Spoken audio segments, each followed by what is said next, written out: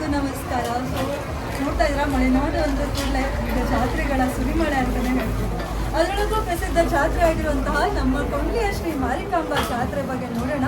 ಜೊತೆಗೆ ಈ ಒಂದು ಜಾತ್ರೆ ಎಷ್ಟು ವರ್ಷಕ್ಕೊಮ್ಮೆ ಆಗುತ್ತೆ, ಹಾಗೆ ಈ ಮಾರಮ್ಮನ ಇತಿಹಾಸ ಏನು, ಎಲ್ಲದ್ರ ಬಗ್ಗೆನ ತಿಳ್ಕೊಳ್ತಾ ಹೋಗೋಣ. ಫಸ್ಟ್ ಆಫ್ ಆಲ್ ನಮ್ಮ ಜೊತೆಗಿದ್ದಾರೆ. ನಮಸ್ತೆ ಸರ್, ನಿಮ್ಮ ಪರಿಚಯವನ್ನು ಮಾಡ್ಕೊಬೋದ? ನಾನು ಈ ದೇವಸ್ಥಾನದ ಮುಖ್ಯಸ್ಥರಾಗಿ ಕೆಲಸ ಮಾಡ್ತಾ ಇದ್ದೇನೆ 10 ವರ್ಷದಿಂದ. ನನ್ನ ಹೆಸರು ರಮೇಶ್ ನಾಯ್ಕ.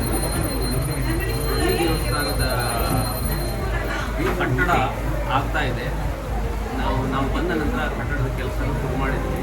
ಕಟ್ಟಡದ ಕೆಲಸವನ್ನು ಶ್ರೀನಿವಾಸ ಭಟ್ ಮಂಜುಮಣಿ ಅವರಿಂದ ನಾವು ಸಲಹೆ ಸೂಚನೆ ಕಾಲಕ್ಕೆ ಕೊಡ್ತಾ ಇದ್ದೀವಿ. ಅವರ ಸೂಚನೆ ಪ್ರಕಾರನೇ ಕಟ್ಟಡ ಮುಂದುವರ್ತಾ ಇದೆ. ಈ ಕಟ್ಟಡಕ್ಕೆ 6 ಕೋಟಿಯ ಒಂದು ಪ್ರಾಜೆಕ್ಟ್ ಈಗಾಗಲೇ ಒಂದು 2.5 ಕೋಟಿ ರೂಪಾಯಿ ಖರ್ಚಾಗಿದೆ. ಇನ್ನು ಬೇಕು ಜನರ ಸಹಕಾರ ಇದೆ, ಸಿಗ್ತಾನೂ ಇದೆ. ಈ ದೇವಸ್ಥಾನದ ಇತಿಹಾಸ ಹೇಳಬೇಕು ಅಂತ ಹೇಳಿದರೆ, ಇದು ಸಾಧಾರಣ ಒಂದು 400-500 ವರ್ಷಕ್ಕಿಂತ ಹಿಂದೆ ಹೋಗ್ತದೆ. ಹಿಂದೆ ಜೈನ ಅರಸರ ಕಾಲದಿಂದಲೂ ಈ ಸಿದ್ದಾಪುರ ಕೊಂಡ್ಲಿ ಗ್ರಾಮ ಅವರ ಆಳ್ವಿಕೆ ಒಳಪಟ್ಟಿತ್ತು. ಆ ಕಾಲದಿಂದಲೂ ಈ ದೇವಸ್ಥಾನದ ಈ ಮಾರಿಕಾಂಬಾ ದೇವಸ್ಥಾನದ ಕಾರ್ಯಕ್ರಮಗಳು ಮತ್ತು ಜಾತ್ರೆಗಳು ನಡೀತಾ ಇರ್ತವೆ. ಈ ದೇವಸ್ಥಾನಕ್ಕೆ 5 ವರ್ಷಕ್ಕೊಮ್ಮೆ ಜಾತ್ರೆ ಆಗ್ತಾ ಇದೆ. ಈ ಜಾತ್ರೆ ಸಾಧಾರಣ ನಮ್ಮ ಕರ್ನಾಟಕದಲ್ಲಿ ಪ್ರಸಿದ್ಧವಾದ ಜಾತ್ರೆಗಳಲ್ಲಿ ಒಂದು. ಈ ಜಾತ್ರೆಯಲ್ಲಿ 5 ವರ್ಷಕ್ಕೊಮ್ಮೆ ಸಾಧಾರಣವಾಗಿ ಊರವರಂತೂ ಆಯಿತು. ಈ ಊರಿಗೆ ಸಾಧಾರಣ 11 ಗ್ರಾಮಗಳು ಸೇರ್ಪಡೆ ಆಗ್ತವೆ. ಆ 11 ಗ್ರಾಮಗಳಲ್ಲಿ ಕೊಂಡ್ಲಿ ಗ್ರಾಮ ಮಧ್ಯ ಇದೆ. ಮತ್ತು ಈ ಕೊಂಡ್ಲಿ ಗ್ರಾಮದ ಕೊಂಡ್ಲಿ ಮಾರಿಕಾಂಬೆ ಅಂತಾನೆ ಇದು ಪ್ರಸಿದ್ಧವಾಗಿದೆ. ಹಾಗಾಗಿ ಕೊಂಡ್ಲಿ ಮಾರಿಕಾಂಬಾ ಜಾತ್ರೆ ಅಂತಾನು ಹೇಳ್ತಾರೆ. ಈ ಜಾತ್ರೆಗೆ ಸಾಮಾನ್ಯವಾಗಿ ಎಲ್ಲ ಊರಿನ ಏನು ಮದುವೆ ಆಗಿ ಹೊರಗೆ ಹೋಗಿರೋ ಹೆಣ್ಣು ಮಕ್ಕಳಿರ್ತಾರೆ, ಅವರೆಲ್ಲರೂ ಬರ್ತಾರೆ. ಎಲ್ಲ ರಾಜ್ಯಗಳಿಂದ ಹೋಗಿ ನೆಲೆಸಿದವರು ಬರ್ತಾರೆ. ಹಾಗಾಗಿ ಈ ದೇವಸ್ಥಾನಕ್ಕೆ ಭಕ್ತರ ದಂಡು ಬರ್ತಾನೆ ಇರ್ತದೆ. ಮತ್ತು ವಿಶೇಷವಾಗಿ ಏನು ಹೇಳಬೇಕಂದ್ರೆ, ಈ ಜಾತ್ರೆಯಲ್ಲಿ ನಾವು ಈ ವರ್ಷ ರಥವನ್ನು ಹೊಸದಾಗಿ ನಿರ್ಮಾಣ ಮಾಡಿದ್ದೀವಿ. ಒಂದು 8 ಲಕ್ಷ ರೂಪಾಯಿ ಖರ್ಚು ಮಾಡಿ ಹೊಸ ರಥ ನಿರ್ಮಾಣ ಮಾಡಿದ್ದೀವಿ. ಈ ದೇವಸ್ಥಾನಕ್ಕೆ ಸಾಮಾನ್ಯವಾಗಿ ಫೆಬ್ರವರಿ ಮಾರ್ಚ್ನೊಳಗೆ 5 ವರ್ಷಕ್ಕೊಮ್ಮೆ ಜಾತ್ರೆ ನಡೆಯುತ್ತದೆ. ಈ ಜಾತ್ರೆಯಲ್ಲಿ ವಿವಿಧ ಒಂದು 7-8 ಬಾವದಾರರ ಲೆಕ್ಕದಲ್ಲಿ ಮನೆತನಗಳಿದ್ದಾವೆ. ಅವು ಜಾತ್ರೆ ಶುರುವಾದ ಕೂಡಲೇ ಅವರ ಸೇವೆಗಳು ನಡೀತವೆ. ಈ ಊರಲ್ಲಿ ಒಂದು ಜಾಗ, ಆ ಜಾಗದಿಂದ ರಥದಲ್ಲಿ ರಥೋತ್ಸವ ಮಾಡಿಕೊಂಡು ದೇವಿ ಬರ್ತಾರೆ.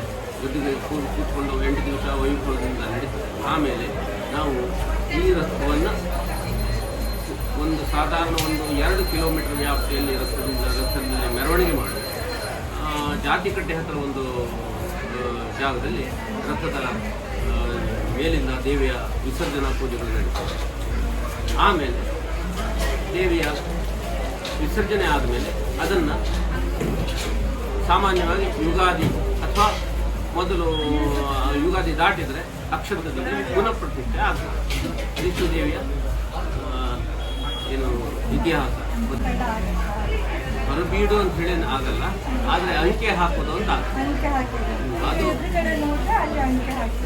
ಅಂಕೆ ಅಂದರೆ ದೇವಿಯ ಕಲಾಭಾವ ಇಳಿಸ್ತಾರೆ. ಅದನ್ನು ಒಂದು ಕುಂಭದಲ್ಲಿ ಶೇಖರಣೆ ಮಾಡ್ತಾರೆ.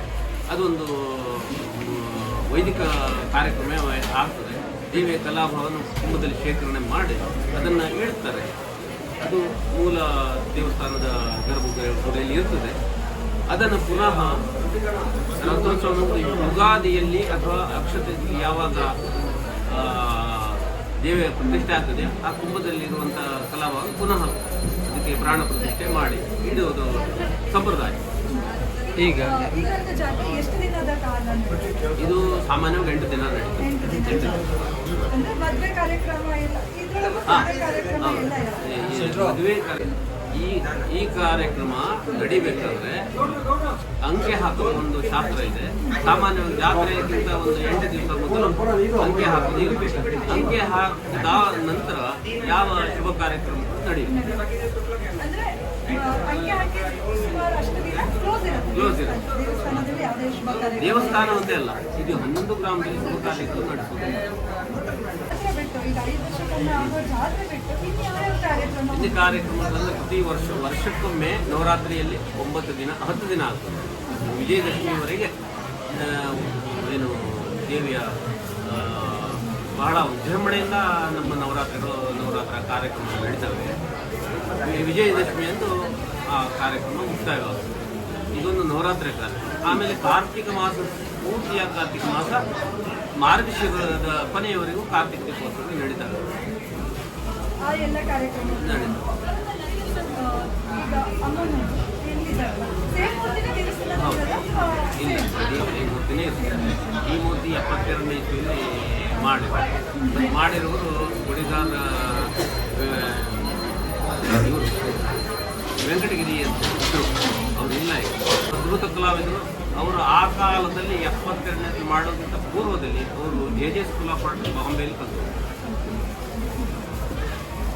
ಅವ್ರು ಮಾಡಿರೋರು. ಈ ಮೂರ್ತಿ ಕಲಾಭಾವ ಈಗ ಸುತ್ತಮುತ್ತ ಯಾವ ಕಾರ್ಯಕ್ರಮದಲ್ಲಿ ಇಲ್ಲ. ನೀವು ನೋಡಿದ್ರೆ ಎಷ್ಟು ಜನ ಸೇರಿದ್ರು ಈ ವರ್ಷದ ಜಾತ್ರೆ ಕಾರ್ಯಕ್ರಮ? ಸಾಮಾನ್ಯವಾಗಿ ಜನ ಪ್ರತಿ ವರ್ಷಕ್ಕೆ ಪ್ರತಿ 5 ವರ್ಷಕ್ಕೊಮ್ಮೆ ಮಾಡುವ ರೀತಿಯಲ್ಲಿ ಸೇರಿದ್ದಾರೆ. ಸ್ವಲ್ಪ ಜಾಸ್ತಿನೇ ಇದೆ, ಆದರೆ ಸ್ವಲ್ಪ ಇನ್ಕಮ್ ಸ್ವಲ್ಪ ಕಡಿಮೆ ಇದೆ. ಯಾಕಂತ ಹೇಳಿದರೆ ಈ ಸಲ ಎಲ್ಲ ಊರಲ್ಲೂ ಜಾತ್ರೆ, ಎಲ್ಲ ಊರಲ್ಲೂ ಮಲೆನಾಡು ಅಂದ್ರೆ ಜಾತ್ರೆಗಳ ಸುಗ್ಗಿ ಆಗ್ತದೆ. ಎಲ್ಲ ಊರಲ್ಲೂ ಜಾತ್ರೆ. ಹಾಗಾಗಿ ರೆಸ್ಪಾನ್ಸ್ ಸ್ವಲ್ಪ ಕಡಿಮೆ ಇದ್ರೂ ತುಂಬ ಚೆನ್ನಾಗಿದೆ. ರೆಸ್ಪಾನ್ಸ್ ಸ್ವಲ್ಪ ಕಡಿಮೆ ಇದೆ. Thank you so much. ಇವತ್ತು ನಮ್ಮ ಜೊತೆಗೆ ಇಷ್ಟೆಲ್ಲ ಮಾಹಿತಿ ಕೊಟ್ಟಿದ್ದಕ್ಕೆ ಥ್ಯಾಂಕ್ ಯು ಸರ್. ಸೊ ನನಗೆ ಇದಿಷ್ಟು ವಿಡಿಯೋ ಮಾಡೋಕ್ಕೆ ರಾಷ್ಟ್ರೀಯ ಸಹಾಯ ಮಾಡಿದ್ರು ಪ್ರತಾಪ್ ಅವರು ಮುಖ ತೋರಿಸ್ತಾನೆ ಇಲ್ಲ. ಈ ಖುಷಿ ಆಯ್ತು, ರೆಕಗ್ನೈಸ್ ಮಾಡಿದ್ರು. ಥ್ಯಾಂಕ್ ಯು ಸೋ ಮಚ್ ತಮ್ಮ. Thank you. ಆ್ಯಂಡ್ ಎಲ್ಲರಿಗೂ ಕರೆದ್ಬಿಡಿ, ನಿಮ್ಮೂರು ಜಾತ್ರೆಗೆ ನೆಕ್ಸ್ಟ್ ವರ್ಷ ಆದರೂ ಬನ್ನಿ ಅಂತ ಹೇಳಿ. ನೆಕ್ಸ್ಟ್ 5ನೇ ವರ್ಷದ ಜಾತ್ರೆಗೆ 2031ಕ್ಕೆ ನಮ್ಮ ಕೊಂಡಿ ಊರಿನ ಜಾತ್ರೆ ಬರುತ್ತೆ. ಎಲ್ಲರೂ ಕೂಡ ಬರಬೇಕು. ಈ ವಿಡಿಯೋನ ಇಲ್ಲಿಗೆ ಕಂಪ್ಲೀಟ್ ಮಾಡ್ತಾ ಇದ್ದೀನಿ. ವಿಡಿಯೋ ಇಷ್ಟ ಆಗಿದ್ರೆ ಪ್ಲೀಸ್ ಲೈಕ್ ಮಾಡಿ, ಶೇರ್ ಮಾಡಿ, ಹಾಗೆ ಸಬ್ಸ್ಕ್ರೈಬ್ ಮಾಡಿ. ಅದು ಅಲ್ಲ, ಇವರು ಕೂಡ ಇವಾಗ ಸದ್ಯ ಲಾಕ್ ಮಾಡೋ ಸ್ಟಾಪ್ ಮಾಡಿದ್ದೀವಿ. 3 ತಿಂಗಳಾಯಿತು. ಮುಂದೆ ಕಂಟಿನ್ಯೂ ಮಾಡಬೇಕಂತ ಇದೆ.